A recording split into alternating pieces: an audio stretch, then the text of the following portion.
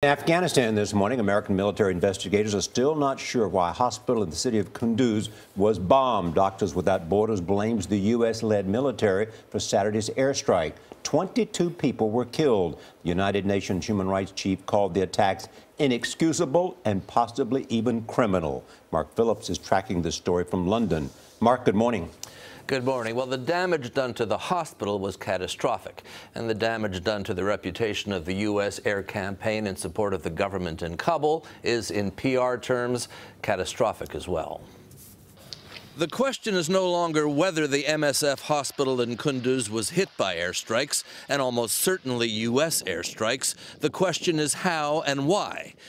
Doctors Without Borders, which has run the hospital, says both the government in Kabul and the United States knew where it was, and that the air raid continued even after they raised the alarm that the facility was being hit.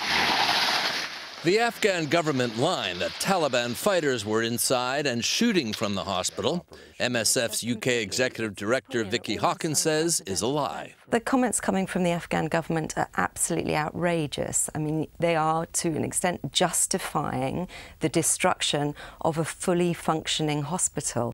U.S. Secretary of Defense Ash Carter has promised an investigation. That we be full, transparent about our investigation, and also that we hold accountable, if there is someone to be accountable, anybody responsible for doing something they shouldn't have done. But that's not good enough for MSF. We would like an independent investigation, and only then will we be in a position to make decisions about the future.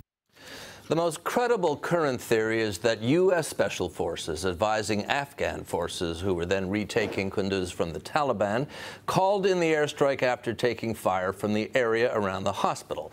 But this is an issue that goes beyond Afghanistan. It comes at a time when the U.S. has been accusing Russia of imprecise targeting in Syria, and that makes this attack even more difficult to explain and to justify. Nora?